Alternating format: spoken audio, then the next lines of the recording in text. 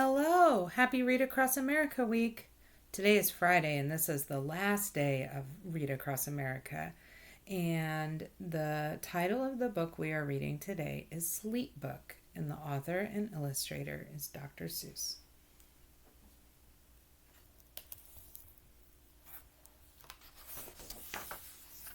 Sleep Book. The news just came in from the country of Keck that a very small bug by the name of Van Vleck is yawning so wide you can look down his neck. This may not seem very important, I know, but it is. So I'm bothering telling you so.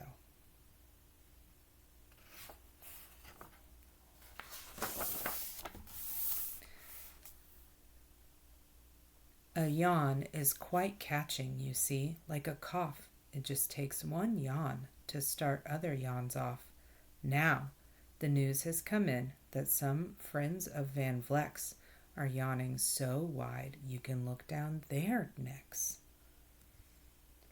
At this moment, right now, under 7 more noses, great yawns are in blossom. They're blooming like roses.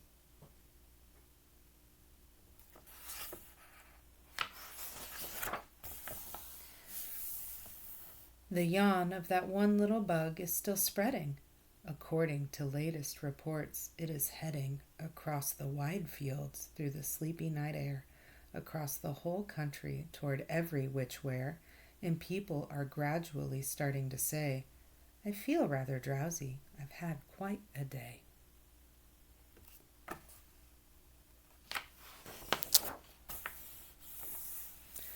Creatures are starting to think about rest. 2 biffer bombirds are now building their nest. They do it each night, and quite often I wonder how they do this big job without making a blunder. But that is their problem, not yours and not mine. The point is, they're going to bed, and that's fine.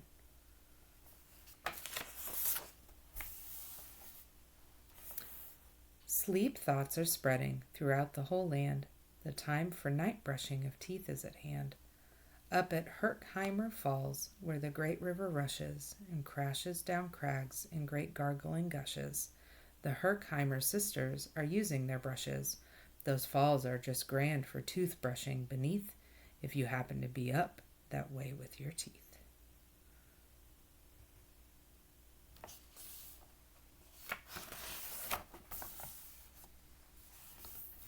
The news just came in from the castle of Krupp that the lights are all out and the drawbridge is up, and the old drawbridge drawer just said with a yawn, my drawbridge is drawn, and it's going to stay drawn till the milkman delivers the milk about dawn. I'm going to bed now, so nobody better come round with a special delivery letter.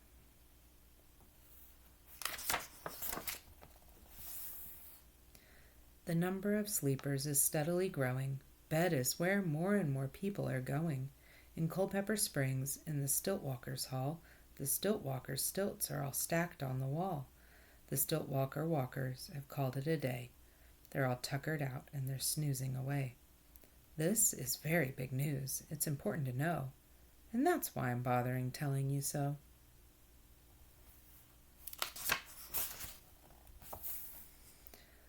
Way out in the west, in the town of Merced, the Hinklehorn Honking Club just went to bed. Every horn has been quietly hung on a hook for the night in its own private Hinklehorn nook. All this long happy day they've been honking about, and the Hinklehorn honkers have honked themselves out. But they'll wake up quite fresh in the morning, and then they'll start right in Hinklehorn honking again.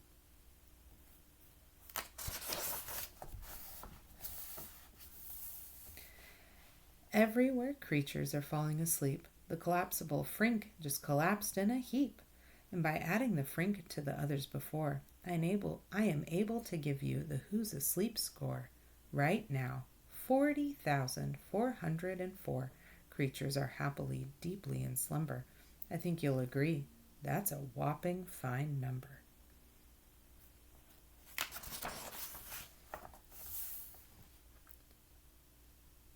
Counting up sleepers? Just how do we do it?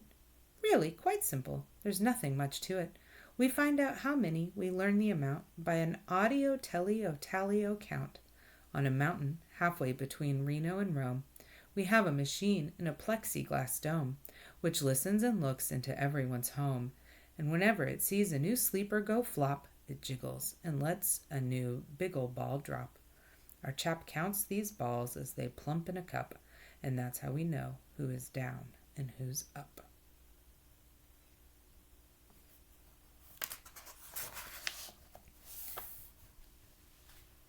Do you talk in your sleep? It's a wonderful sport, and I have some news of the sport to report. The world champion sleep talkers, Joe and Mo Redzoff, have just gone to sleep, and they're talking their heads off. For 55 years now, each chattering brother has babbled and gabbled all night to the other. They've talked about laws, and they've talked about gauze. They've talked about paws, and they've talked about flaws. They've talked quite a lot about old Santa Claus. And the reason I'm telling you this is because you should take up this sport. It's just fine for the jaws.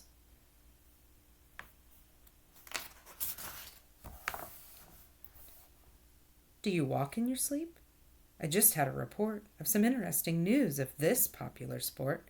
Near Finnegan Fen, there's a sleepwalking group, which not only walks, but it walks a la hoop. Every night they go miles. Why they walk to such length? They have to keep eating to keep up their strength. So every so often one puts down his hoop, stops hooping, and does some quick snooping for soup. That's why they are known as the Hoop Soup Snoop Group.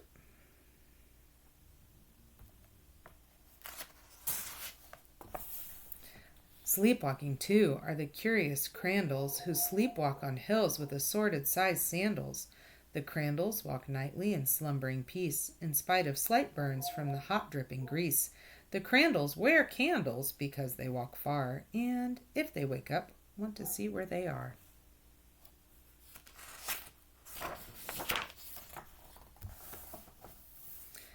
Now, the news has arrived from the Valley of Vale that a Chippendale mup has just bitten his tail, which he does every night before shutting his eyes. Such nipping sounds silly, but really it's wise. He has no alarm clock, so this is the way. He makes sure that he'll wake up at the right time of day. His tail is so long he won't feel any pain, till the nip makes the trip and gets up to his brain. In exactly 8 hours, the Chippendale mup will at last feel the bite and yell, "Ouch!" and wake up.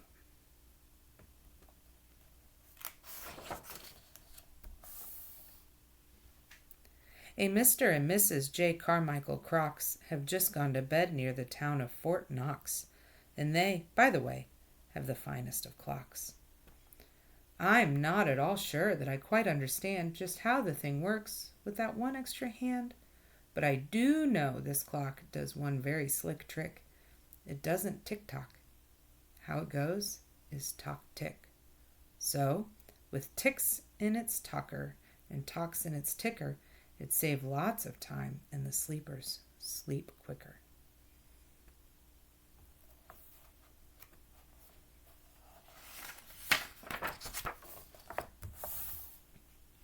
What a fine night for sleeping. From all that I hear, it's the best night for sleeping in many a year. They're even asleep in the Zwieback Motel, and people don't usually sleep there too well. The beds are like rocks, and as everyone knows, the sheets are too short. They won't cover your toes. So if people are actually sleeping in there, it's a great night for sleeping. It must be the air.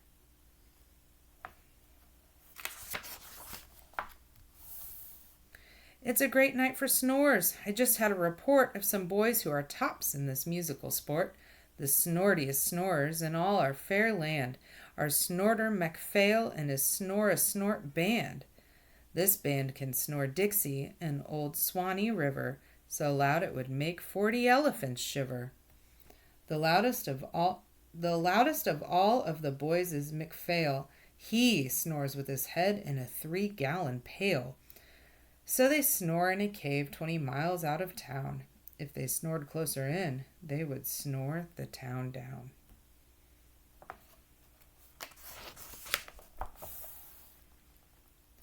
Do you know who's asleep out in Funa Laguna? Do very nice, Funa Laguna Baboona. We've added them into our Who's Asleep count, which has grown to a really amazing amount. Exactly 8,808,000 creatures are sleeping now. Isn't that great?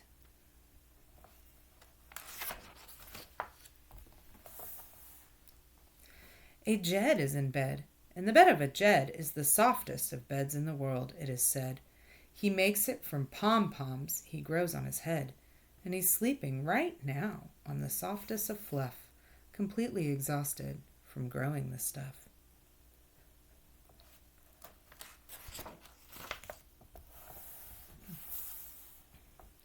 The news has come in from the district of Doft that 2 oft are asleep, and they're sleeping aloft. And how are they able to sleep off the ground? I'll tell you. I weighed one last week, and I found that an oft is so light he weighs -1 pound.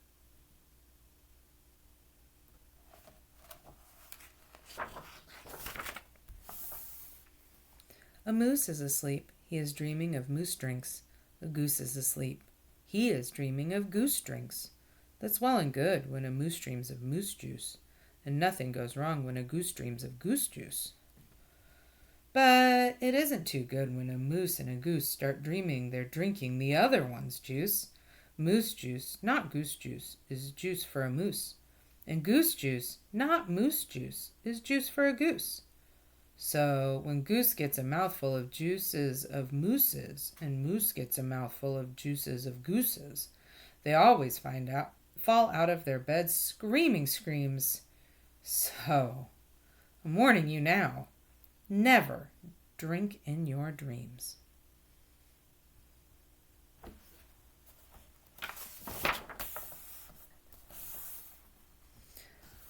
Speaking of dreaming, I think you should note that the Bumble Tub Club is now dreaming afloat. Every night they go dreaming down Bumble Tub Creek, except for one night, every 3rd or 4th week, when they stop for repairs 'cause their bumble tubs leak.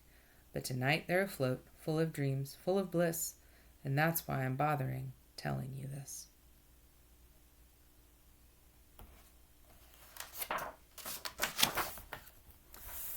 At the fork of a road in the Vale of Valvode, 5-foot weary salesmen have laid down their load.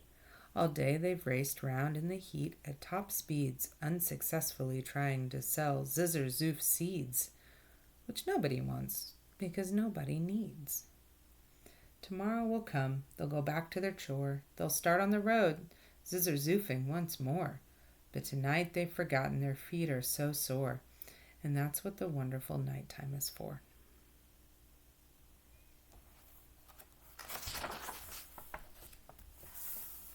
Everywhere creatures have shut off their voices, they've all gone to bed in the beds of their choices. They're sleeping in bushes, they're sleeping in crannies, some on their stomachs and some on their fannies. They're peacefully sleeping in comfortable holes, some even on soft-tufted barber shop poles. The number of sleepers is now past the millions. The number of sleepers is now in the billions.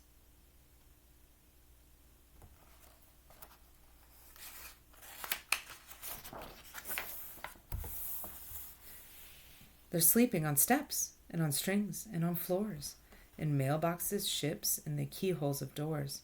Every worm on a fishhook is safe for the night. Every fish in the sea is too sleepy to bite. Every whale in the ocean has turned off his spout. Every light between here and far Foodle is out. And now, adding things up, we are way beyond billions. Our Who's Asleep score is now up in the zillions.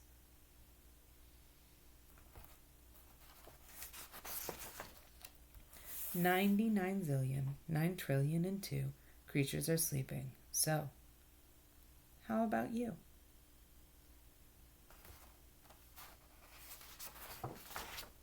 Good night.